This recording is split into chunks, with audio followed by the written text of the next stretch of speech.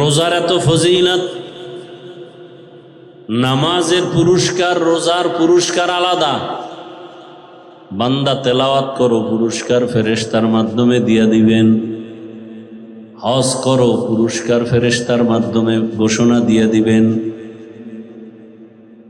তুমি যাকাত দাও, পুরস্কার আলাদা দিয়ে দিবেন। কিন্তু রোজার পুরস্কার আলাদা। আল্লাহ বলেন, বান্দা আমি তোমার জন্য হয়ে গেলাম, আমি নিজেই তোমার পুরস্কার। আমি আল্লাহ তোমার পুরস্কার হব তখন যখন তোমার রোজাটা হক আদায় করে হবে। তুমি রোজাটা রাখছো, কেউ দেখে না তুমি রোজাদার। তুমি যে রোজাদার কেউ জানে না, তোমার স্ত্রীও বোঝে না তুমি গোপনে পানি খাইছো কিনা। তুমি রোজা রাখছো, তোমার ছেলেও বুঝে না, দুনিয়ার কেউ জানে না তুমি রোজাদার, দেখেও না। এর পুরস্কারটাও কিন্তু আমি হয়ে গেলাম। এই রোজাটা এমন, দেখানোর কিছু নাই। এর পুরস্কারটাও এমন যে আমি আল্লাহ হয়ে গেলাম, আমি আল্লাহকেও কিন্তু দেখা যায় না। এর মাধ্যমে তাকওয়া অর্জন হবে, যে তাকওয়াও দেখা যায় না। এমন ভাবে তুমি রোজা রাখবা, শুধু এটা তো আখেরাত মুখী একটা পুরস্কার, কিন্তু দুনিয়াতে তাকায়া দেখো, চিকিৎসা বিজ্ঞানীরা এখন মানুষকে ডায়েট করায়, না খাইয়া থাকার সাধনা করায়, সুস্থ থাকার জন্য। ডাক্তার কিনা জাহাঙ্গীর কবির সাহেব, আরো আরো কত ডাক্তারেরা ডায়েট শিখায়, না খায় থাকো, ভিনেগার খাও। কিন্তু পৃথিবীর শ্রেষ্ঠ ডাক্তার রহমাতুল লিল আলামিন কে? সারা দুনিয়ার চিকিৎসা বিজ্ঞানীরা একমত, রোজার থেকে বড় ডায়েট আর কিচ্ছু দুনিয়াতে নাই। এজন্য রহমতের নবী শুধু রমাজানের রোজা না, আশুরার রোজা, আরাফাতের রোজা, এমনকি প্রতি সপ্তাহের বৃহস্পতিবার সোমবার দিনের রোজাও রাখতেন। সারা সপ্তাহে তুমি যা খানা খাও, সোমবার বৃহস্পতিবারের রোজা রাইখা শরীরটাকে ব্যালেন্সে নিয়ে আসো। তোমার কোনো ডায়েট লাগবে না, রোজা তোমার শরীর ঠিক করে ফেলবে। অতিরিক্ত জৈবিক চাহিদার কারণে মানুষ অন্যায়ের দিকে আগায়, রোজায় কন্ট্রোলে নিয়ে আসবে। মানুষ তিনটা লোভে পড়ে অন্যায় করে: যৌবনের লোভ, সম্পদের লোভ, সম্মানের চেয়ারের লোভ। সব লোভ কন্ট্রোল করে রোজায়। খানা কন্ট্রোল করো, নবীজি সব দিয়ে দিছে। নবী বলেন, খানা খাও, পান করো, বসে দাঁড়ায় দাঁড়ায় খাইও না। বিসমিল্লাহ বলে খানা খাও, 3 শ্বাসে পানি পান করো, সুন্নত অনুযায়ী চলো। এর থেকে আর কোনো ডায়েট নাই। চিকিৎসা বিজ্ঞানী সব গবেষণা করেছে। সৃষ্টির শ্রেষ্ঠ মহাব্যক্তি রহমতের নবী যতটা আদর্শ দিয়ে গেছে খানার ক্ষেত্রে, সব স্বাস্থ্যসম্মত। ডাক্তারেরা এগুলো গবেষণা করে করে এরপরে মানুষকে দেয়। মানুষ মনে করে ডাক্তার বড়। আরে সব থেকে বড় ডাক্তার তো আমার রসুল। ওখান থেকে ধার করে করে মানুষ গবেষণা করে নতুন কিছু দেয়। আমরা জানি না, মনে করি ডাক্তার বড়।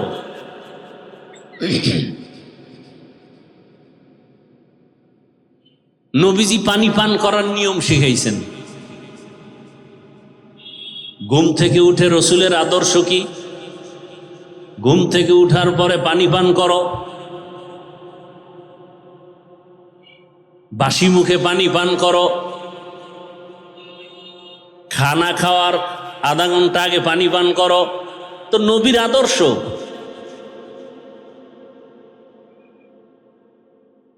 খানা খাওয়ার আধা ঘন্টা পরে পানি পান করো, খানার শুরুতে তুমি হালকা লবণ নাও,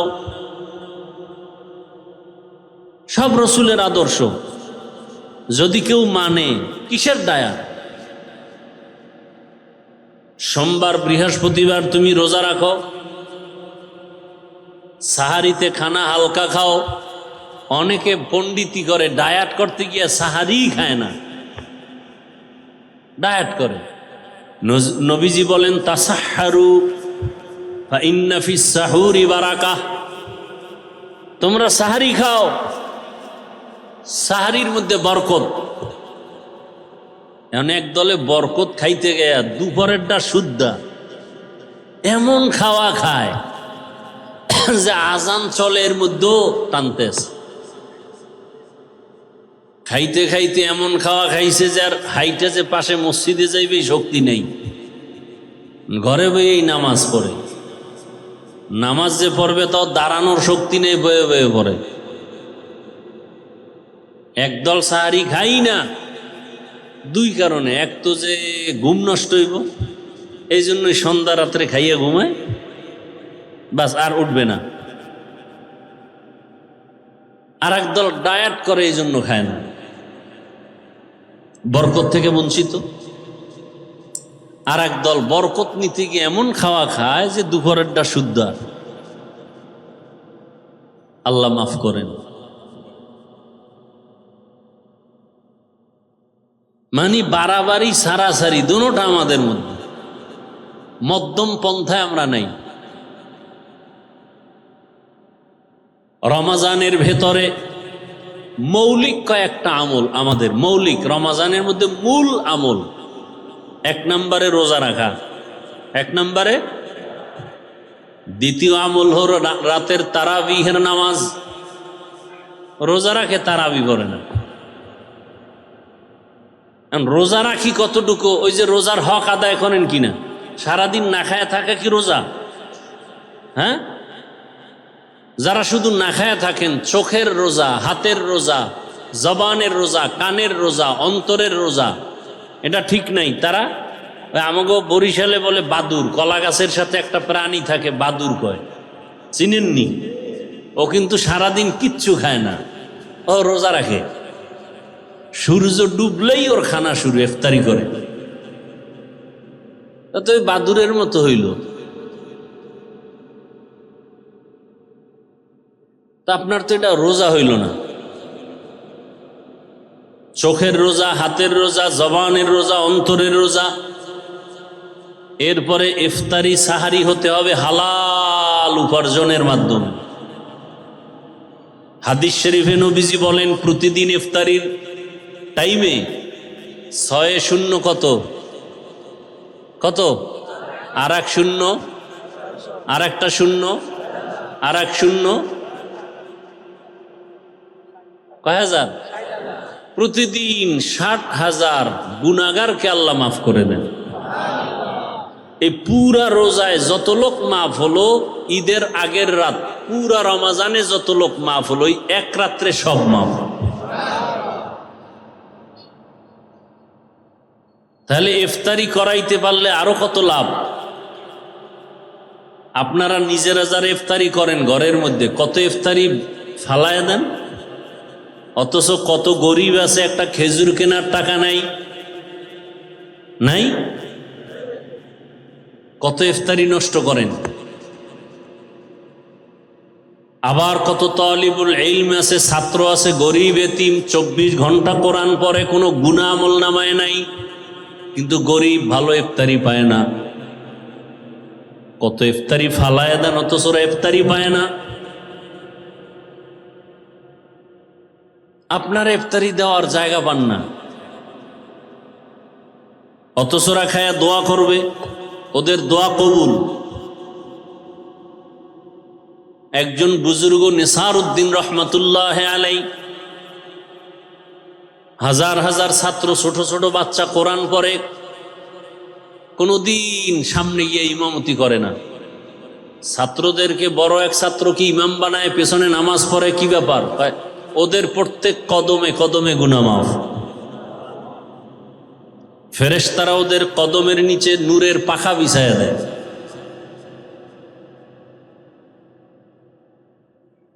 এরকম মাদ্রাসা নাই, অভাব নাই। 24 ঘন্টা কোরআন পড়ে, তাহাজ্জুদ পড়ে। আপনার হালাল অনুদান এদেরকে দেন, জাকাতের অংশই গরিব এতিমকে দেন। এতিমের হকও আদায় হলো, কোরআন শিক্ষার সহযোগিতাও হলো। কি ভাই, আমাদের দেশে কওমি মাদ্রাসা, দরসে নিজামি, এতিম অসহায় নাই? এদেরকে জাকাতের অংশ দিবেন। একদিক দা এতিম গরিবের হক আদায় হলো, আবার ইলমে দ্বীনের সহযোগিতাও। কয় দিকের সওয়াব? 2 দিকের সওয়াব। অতএব কেউ যদি বলে কওমি মাদ্রাসার গরিব এতিমদেরকে জাকাত দেওয়া যাবে না, এরা ইসলামের দুশমন ছাড়া আর কিছু না। এরা কি ইসলামের দুশমন? এরা রসুলের দুশমন, এরা কোরআনের দুশমন। আল্লাহ হেদায়াত দান করেন, আল্লাহ হেদায়াত দান করেন।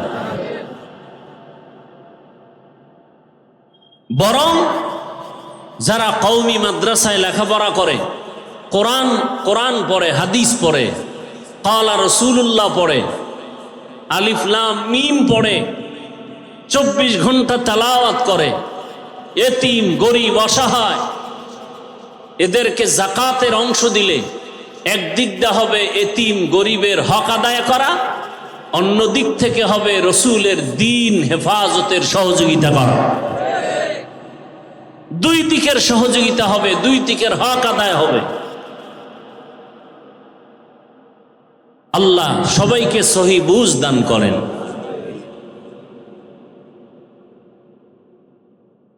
তাহলে তারাবির নামাজ ঢাকা শহরে অনেক জায়গায় আছে 10 দিনে খতম পড়ে, আছে না নাই?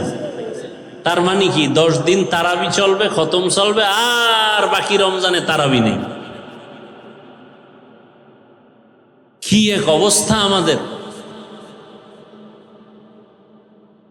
রমজানে বড় আমল রোজা, আরেকটা কি তারাবি। 3 নাম্বার বড় আমল কোরআনের তেলাওয়াত। কোরআনের, যেমন আমাদের বাংলাদেশে যে তারাবি হয় খতম, কয়দিনে খতম হয় তারাবি? কদরের রাত্রে খতম হয়, তাই তো? স্বাভাবিকভাবে। তাহলে যারা 8 রাকাত পরে শেষ করে দেয় তারা কি পুরা খতম পায়?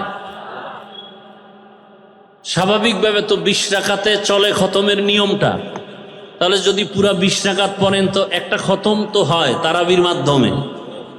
এবং উচিত একা একা কমপক্ষে প্রতিদিন 1 পারা কোরআন পড়লে পুরা রমজানে একটা খতম হয়ে গেল। আর যদি পারি খতম পড়েন একবার আলহামদু, 3 বার কুল হু আল্লাহ। এটা তো উচিত না। রমজানুল মুবারক, কোরআন নাজিলের মাস। আমার রসুল সাহাবায়ে কেরাম কি পরিমাণ কোরআন তেলাওয়াত করেছেন রমজানুল মুবারকে। আর কোরআনের সাথে আমাদের সম্পর্ক নেই। রহমতের 10 দিন শেষের দিকে আমরা এখনো চেষ্টা করি একটু কোরআনের সাথে সম্পর্ক। মা বোন সহ সবাইকে আমরা বুঝাই কোরআন তেলাওয়াতের জন্য। নিয়ত করা যায় না? যারা পারি না, কোরআন শিখতে 20 ঘন্টা লাগে। কয় ঘন্টা? প্রতিদিন ফজরের নামাজের পরে অথবা তারাবির পরে 1 ঘন্টা সময় দেন মসজিদে। 20 ঘন্টা করে সময় দেন, 20 দিনে কোরআন শিখে ফেলবেন। এত সহজ পৃথিবীতে আরবি কোরআনের ভাষার মতো সহজ কোনো ভাষা নাই দুনিয়াতে। প্রতিদিন 1 ঘন্টা সময় দেন, 20 রমজানে 20 দিনে 20 ঘন্টায় কোরআন শিখে ফেলবেন। ফজরের নামাজের পরে 1 ঘন্টা, না হয় তারাবির পরে 1 ঘন্টা কোরআন শিখে ফেলেন। আল্লাহর কোরআনের মতো মজার কোনো ভাষা নাই, সহজ কোনো ভাষা নেই। যখন শিখে ফেলবেন দেখবেন নামাজে আরো মজা, তেলাওয়াতে আরো মজা, অর্থ শিখলে আরো মজা, ব্যাখ্যা শিখতে পারলে আরো মজা। চেষ্টা করেন। এখন মহিলা মাদ্রাসা আছে, মা বোনদেরকেও কোরআনটা শিখায় ফেলেন। আলেমা বড় কিছু বানাতে হবে তা না, অন্তত কোরআনটা শিখায় ফেলেন, তেলাওয়াতটা শিখায় ফেলেন। কোরআন না জানলে নামাজ পড়বেন কি দিয়া? কোরআন তেলাওয়াত। তাহলে দিনে রোজা রাখা, রাতের বেলা তারাবি, আর কি? কোরআন তেলাওয়াত বেশি বেশি। যারা মুখস্থ টুকটাক সূরা পারেন এগুলো পড়েন, আলহামদু সূরা, কুল হু আল্লাহ সূরা, ইন্না আতাইনা, ওয়াল আসরে, এগুলো হাঁটতে চলতে বেশি বেশি পড়েন তেলাওয়াত। আর একটা সুযোগ আছে নফল আমল, কিন্তু ফজিলত অনেক বেশি, যেটা চাইলেও বাকি 11 মাসে করতে পারবেন না। যদি বলি আপনাকে প্রতিদিন 10,000 20,000 করে টাকা দিব, আপনি প্রতিদিন আমলটা করবেন, চাইলেও পারবেন না। কিন্তু রমাজানে না চাইলেও পারবেন, সেটা তাহাজ্জুদের আমল। সাহারির পুরা টাইম তাহাজ্জুদের টাইম। খাইতে খাইতে পেট ভরে ফেলেন, কিন্তু 2-4 রাকাত তাহাজ্জুদ পড়তে পারেন না। চাইলেই পারেন। তাহাজ্জুদ কত ফজিলতের আমল। আল্লাহর কাছে চাইতে পারেন, আল্লাহ ব্যবসায় সমস্যা, রিজিকে সমস্যা, অসুস্থ রোগী ঘরে, চাকরিতে সমস্যা, যেই টাইমে আল্লাহ আসেন আপনার দোয়া কবুল করার জন্য, আপনি সে সময় দোয়া করেন না, তাহাজ্জুদ পড়েন না, এর থেকে বদনসিব আর কি হতে পারে? রহমতের 10 দিন শেষের দিকে যারা এই কয়েকদিন পারেননি, আজকে থেকে নিয়ত করা যায় ইনশাআল্লাহ তাহাজ্জুদ পড়ব তো ইনশাআল্লাহ। ঘুম থেকে একটু আগে উঠেন, অজু করে কমপক্ষে 2-4 রাকাত তাহাজ্জুদ পড়ে কান্নাকাটি করে দোয়া করে এরপরে সাহারি খান, খাইয়া এরপরে রোজা রাখার নিয়ত করে ফেলেন। নিয়ত করা যায় তো ইনশাআল্লাহ। আর রহমতের 10 দিন, মাগফিরাতের 10 দিন, নাজাতের 10 দিন হাঁটতে চলতে উঠতে বসতে দোয়া পড়বেন। রহমতের 10 দিন ইয়া আরহামার রাহিমিন এটা পড়বেন। মাগফিরাতের 10 দিন ইস্তিগফার, আস্তাগফিরুল্লাহাল আযীম। নাজাতের 10 দিন আল্লাহুম্মা আজিরনি মিনান নার। আর যদি না পারেন এই তিনোটা মিলাইয়ে একটা দোয়া সবাই পারেন, পড়লেই হবে। রব্বানা আতিনা ফিদ দুনিয়া হাসানা ওয়া ফিল আখিরাতি হাসানা ওয়া কিনা আযাবান নার। এটা পারেন না? এটা পড়বেন সব সময়। এ কয়েকটা আমল পারবো তো ইনশাআল্লাহ। আর একটা আমল কন্টিনিউ সবাই পারেন, পড়বেন। কমপক্ষে 300 বার ইস্তেগফার, 300 বার দরুদ শরীফের আমল পারবো ইনশাআল্লাহ। সবাই তসবিহ কিনবেন, হাতে নিবেন, এই আমলগুলো করব। আল্লাহ পাক রোজার হক, তারাবির হক, কোরআনের হক আদায় করে রমাজানের এই সাধনা আমাদেরকে করার তৌফিক আল্লাহ দান করুন। দোয়া করব না?